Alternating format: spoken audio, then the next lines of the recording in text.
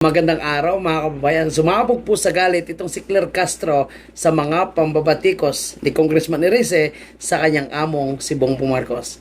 At itong si Sandro Marcos umasta na parang supreme leader. At hindi lang po yan yung ating pag-uusapan, isama na rin natin yung biglaang pag-attend ng mga kongresista para bumoto kung sufficient or insufficient itong impeachment against kay Vice President Sara. Kung kayo po ay bago lang sa ating channel, huwag kalimutan i-like and share at paki-subscribe na lang po mga kababayan.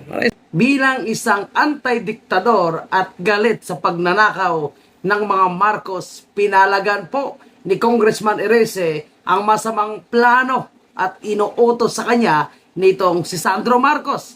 Kaya ang komento sa social media, nasa dugo nga talaga ni Sandro Marcos ang pagiging diktador. Tinawag pa nga siya na bata pa ay diktador na.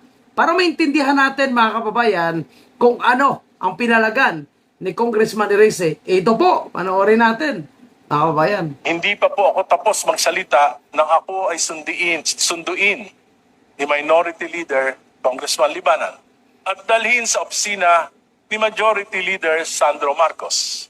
Pagdating po namin, nandoon na rin si Speaker Bogie D. Nakaupo po ako, tahimik ako, sinita ako ni Congressman Marcos at tinanong, ano yun? I replied that the anti-political dynasty advocacy has long been one of my advocacies. Ngunit, sinabi niya, hindi yun.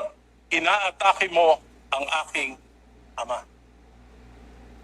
Naku po mga kababayan po natin, no? Yan pa naman yung ayaw na ayaw ni Congressman Erice na siya po ay dinidiktahan. Yan pa naman, ito yung dilawan ha. In fairness mga kababayan po natin, sa lahat na dilawan na congressman na nakilala natin, minsan umaatake sa mga Duterte, ito po yung nakita nating dilawan na may prinsipyo. Kagaya rin ito ni Atty. Rowena Guanzon na sinasabi nila na sila ay dilawan, ngunit hindi sila maging sunod-sunuran kahit pa sa mga kapartido nila kung alam nila na mali ang pinapagawa. Ito pa kaya, no? Na si Sandro Marcos ang sisita sa kanya dahil sinabi niya kung anong katotohanan na puro pambubula lang ang ginagawa ni Bongbong Marcos. Totoo naman. Diba? Kahit yung mga kakampi nila, alam naman na putya, binubudol sila lahat. Alam naman na binubula ni Bongbong Marcos ang sambayan ng Pilipino. Diba? Ngayon, pipigilan ni Sandro Marcos.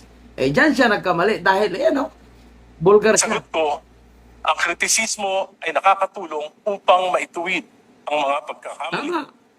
Kung bukas ang isip ng mga nakikinig. Ngunit Mr. Speaker, bakit kailangan questionin ng isang miyembro ng kapulungang ito ang aking talumpati? Kung may mali, kung may kasinungalingan, bakit hindi ako debatiin dito mismo sa plenaryo?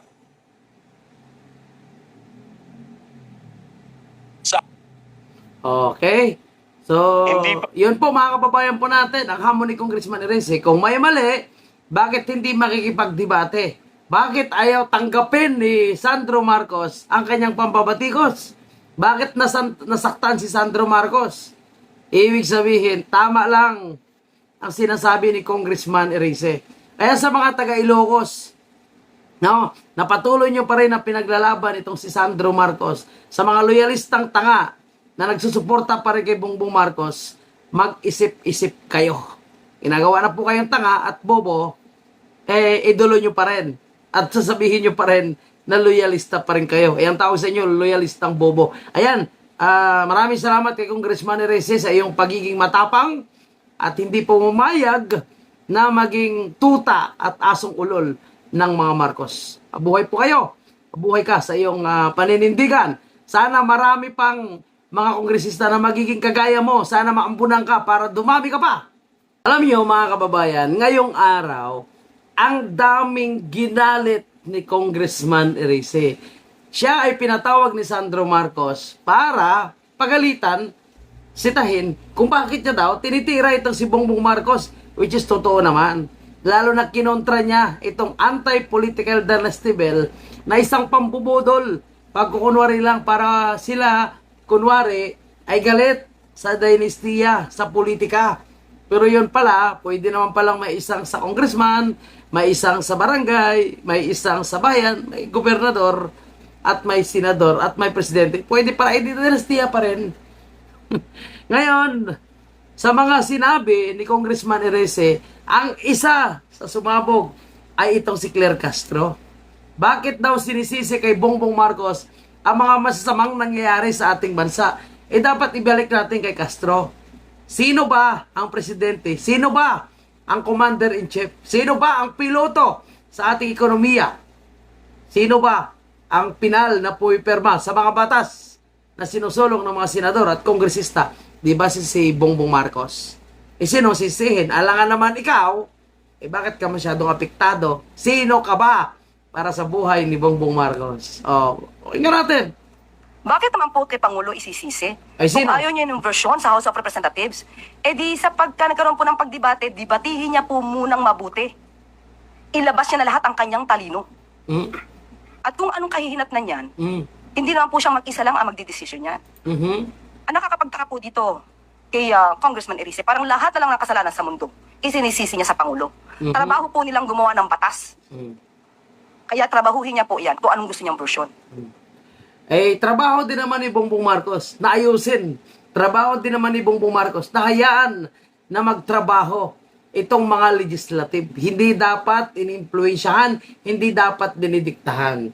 Kaya ganyan, umangal si Congressman Erese dahil nabisto niya na dinidiktahan yung mga batas na kanilang sinusulong. Kasama dyan sa mga sinusulong yung batas ay pinigilan at binago ang version base sa version na makikinabang ang pamilya Marcos at ang kanyang kaalyado. Kaya nga naman bumanat siya. Kaya tinawag niya na lahat na sinasabi ni Bongbong Marcos ay mga pambobola lang.